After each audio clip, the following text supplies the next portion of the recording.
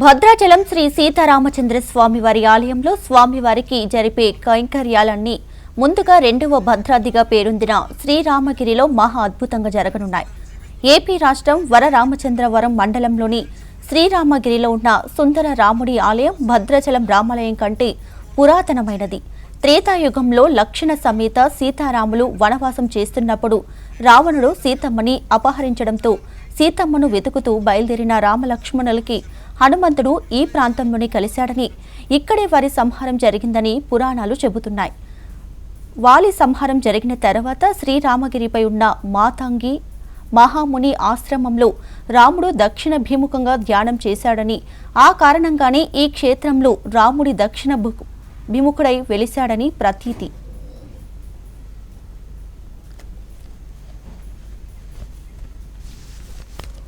శ్రీరామగిరి ప్రాంతంలోని మాతంగి మహర్షి శిష్యురాలు శబరి రామయ్యను కలిసి ఎంగిలి పండ్లు తినిపించిందని, ఆమెకు తన పట్ల ఉన్న భక్తిని మెచ్చి శబరిని నదిగా మార్చాడని స్థల పురాణం చెబుతుంది. వరరామచంద్రపురం మండలం అటవీ ప్రాంతం కావడంతో శ్రీరామగిరిలోని రామాలయం చుట్టూ ఎత్తైన కొండల మధ్య ఆహ్లాదకరంగా రామయ్యను దర్శించడానికి వచ్చే భక్తులకు ప్రశాంతమైన వాతావరణంతో స్వాగతం పలుకుతుంది. ప్రసిద్ధి పొందిన పాపికొండల విహారయాత్ర కూడా శ్రీరామగిరి నుండే ప్రారంభమవుతుంది. ఎంతో ప్రసిద్ధి కలిగిన ఈ పుణ్యక్షేత్రం ఇప్పుడిప్పుడే అభివృద్ధికి నోచుకుంటుంది.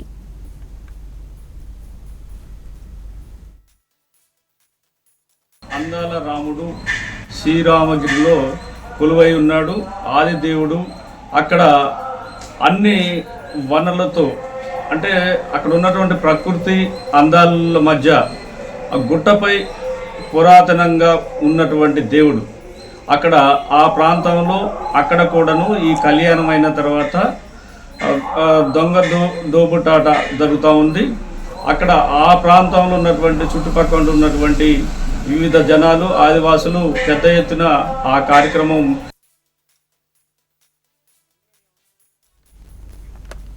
ప్రతి ఏటా అంగరంగ వైభవంగా ఇక్కడ జరిగే రామనవమికి వేల సంఖ్యలో భక్తులు పోటెత్తుతుంటారు. అందుకు కారణం యోగరాముడు ఆలయంగా పిలువబడి రామగిరి ఆలయంలో నిర్వహించే కళ్యాణ మహోత్సవంలో భద్రాచలంలో జరిగే రామయ్య కళ్యాణానికి ముందుగానే ఇక్కడ సీతారాములకి తలంబ్రాలు పోయడం విశేషంగా భావించడమే. అంతేకాకుండా శ్రీరామ నవమి రోజున కళ్యాణం అనంతరం 4 రోజుల తర్వాత ఇక్కడ నిర్వహించే దొంగల తోపు అనే ఉత్సవం అత్యంత ప్రాధాన్యత కలిగి ఉంటుంది. ఈ జాతరకి తెలుగు రాష్ట్రాల రామ భక్తులతో పాటు ఛత్తీస్గఢ్, ఒడిశా, మహారాష్ట్రకి చెందిన ఆదివాసీ ప్రజలు పెద్ద ఎత్తున పాల్గొంటారు. కళ్యాణం అంటే భద్రాద్రి దివ్యక్షేత్రం ప్రతి ఒక్కరికి గుర్తొచ్చేటువంటిది. భారతదేశం నలుమూలల నుంచి కూడా భద్రాద్రి రామయ్య కళ్యాణానికి అత్యంత వైభవంగా పాల్గొనేటువంటిది. అయితే భద్రాచలానికి సుమారు ఒక 70 కిలోమీటర్ల దూరంలో శ్రీరామగిరి భద్రాచల క్షేత్రానికి అనుబంధంగా ఉండేటువంటి యొక్క శ్రీరామగిరి క్షేత్రం అత్యద్భుతమైనటువంటి ప్రకృతి సోయగాల మధ్యలో ఉండేటువంటి రమణీయమైనటువంటి క్షేత్రం. శబరి గోదావరి సంగమమైనటువంటి ఈ క్షేత్రంలో శ్రీరామ కళ్యాణం అనేటువంటిది, అక్కడ జరిగేటువంటి దొంగల దోపు ఉత్సవం అనేటువంటిది చాలా వైభవంగా జరుగుతుంది. ఆదివాసీ గిరిజన గ్రామాల్లో ఉండేటువంటి అనేక వేలాది మంది యొక్క రామ కళ్యాణానికి పాల్గొంటారు. చాలా అద్వితీయమైనటువంటి కళ్యాణం. మనందరం కూడా ఈ యొక్క కళ్యాణ మహోత్సవాన్ని చూడడానికి, తిలకించడానికి చాలా అత్యద్భుతంగా ఉంటుంది.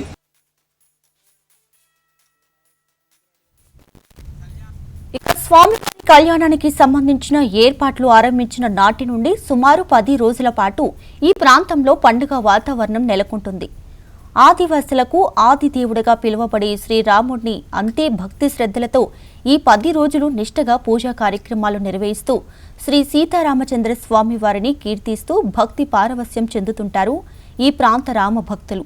సుమారు 500 సంవత్సరాల చరిత్ర కలిగిన అత్యంత చరిత్రాత్మకమైన ఈ ఆలయం పోలవరం ముంపుతో కనుమరుగవుతుందని భక్తులు ఆవేదన వ్యక్తం చేస్తున్నారు. అతి పురాతనమైనటువంటి దేవస్థానం. ప్రపంచంలో ఎక్కడా కూడా రాముల వారి మూల విరాట్టు దక్షిణం వైపు చూసిన దాఖలాలు లేవు.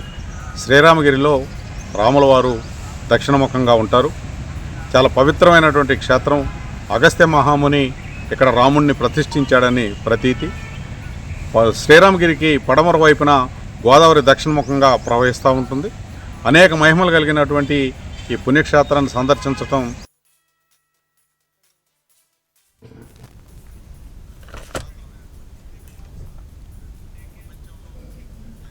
తెలుగు రాష్ట్రాలలో రెండవ భద్రాద్రిగా పేరుగాంచిన కాకినాడ జిల్లా గొల్లల మామిడాడ గ్రామంలో శ్రీ కోదండరాముడి కళ్యాణానికి సర్వం సిద్ధం చేశారు.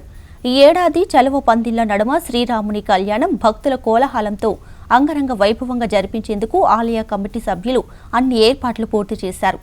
ఈ దేవాలయం 1889లో స్వామివారు స్వయంభుగా విలువగా భక్తులు శ్రీ సీతా మహాలక్ష్మి, శ్రీ రామచంద్రమూర్తి అను పేర్లతో ప్రతిష్ఠించి పూజలు ప్రారంభించారు. అప్పటి నుంచి స్వామివారు భక్తుల పూజలను కొలల రూపంలోనే అందుకుంటున్నారు. ఇదే గ్రామానికి చెందిన ద్వారంపూడి సుబ్బిరెడ్డి, రామిరెడ్డి సోదరులు స్వామివారికి ఆలయాన్ని నిర్మించారు. ఈ దేవస్థానం 1889 నుంచి కూడా ఉంది. ద్వారంపూడి రామిరెడ్డి గారు, సుబ్బిరెడ్డి గారు చే ఈ ఆలయ నిర్మాణం జరిగింది. పాంచరాత్ర ఆగమ శాస్త్ర ప్రకారంగా స్వామివారికి నిత్య ధూప దీప నైవేద్యాది కార్యక్రమాలన్నీ కూడా జరుగుతున్నాయి. కోరికలు తీర్చేటువంటి కోదండ రామచంద్రమూర్తిగా స్వామివారి ప్రసిద్ధి. ఈ విశ్వావసునామ సంవత్సర శ్రీరామనవమి ఆదివారం నాడు ఈ కళ్యాణ మహోత్సవం స్వామివారికి జరుగుతుంది. పాంచాన్నిక దీక్షతో ఈ కళ్యాణ మహోత్సవాన్ని చేయించడం జరుగుతుంది. ముందు రోజుగా ఈ కళ్యాణ మహోత్సవాన్ని ప్రారంభం చేసి 6వ రోజు పవళింపు సేవతో ఈ కళ్యాణ మహోత్సవాలు ముగుస్తాయి. వచ్చేటువంటి భక్తులకు ఎటువంటి అసౌకర్యం కలగకుండా అన్ని రకాలుగా ఏర్పాట్లు ఆనువంశిక ధర్మకర్త గారు, శ్రీ వారసులు అయినటువంటి శ్రీ ద్వారంపూడి శ్రీరామ్ మురళీకృష్ణ శ్రీనివాస్ రెడ్డి గారు ఏర్పాటు చేయడం జరిగింది. కావున భక్తులందరూ కూడా స్వామివారి యొక్క కళ్యాణాన్ని కనులారా తిలకించి తరించవలసిందిగా కోరుతున్నాం. జై శ్రీరామ్. ఈ ఆలయ గోపురాలపై రామాయణం, భాగవతలకు చెందిన శిల్పులు కండ్లకు కట్టినట్లుగా రూపొందించారు. గోపురాలపై ఉన్న శిల్పకళ సంపదను తిలకించేందుకు 2 కన్నులు చాలవని భక్తులు పేర్కొనడం విశేషం. నాటి నుండి నేటి వరకు ప్రతి ఏటా స్వామివారి కళ్యాణ మహోత్సవాన్ని వైభవంగా నిర్వహిస్తూ స్వామిని కొలుస్తున్నారు. స్వామివారి కళ్యాణం తిలకించేందుకు ఈ ఏడాది అధిక సంఖ్యలో వచ్చే భక్తుల కోసం ఆలయ కమిటీ సభ్యులు ఏర్పాట్లు చేస్తున్నారు. కళ్యాణం సందర్భంగా స్వామివారికి ప్రభుత్వం తరపున జిల్లా కలెక్టర్ సాగిలి షాన్ మోహన్, అనపర్తి ఎమ్మెల్యే నల్లమిల్లి రామకృష్ణారెడ్డి దంపతులు స్వామివారికి నూతన పట్టు వస్త్రాలను సమర్పించనున్నారు.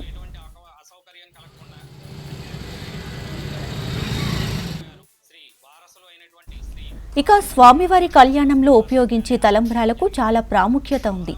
కళ్యాణం అనంతరం ఈ తలంబ్రాలు పెళ్లి కాని వారు తమ శిరస్సున ధరిస్తే తప్పక కళ్యాణం జరుగుతుందన్న నమ్మకం ఇక్కడ ఉంది. అదేవిధంగా తలంబ్రాల బియ్యాన్ని ప్రసాదంగా చేసుకొని పిల్లలు కలగని దంపతులు తింటే తప్పక సంతానం కలుగుతుందని భక్తుల నమ్మకం.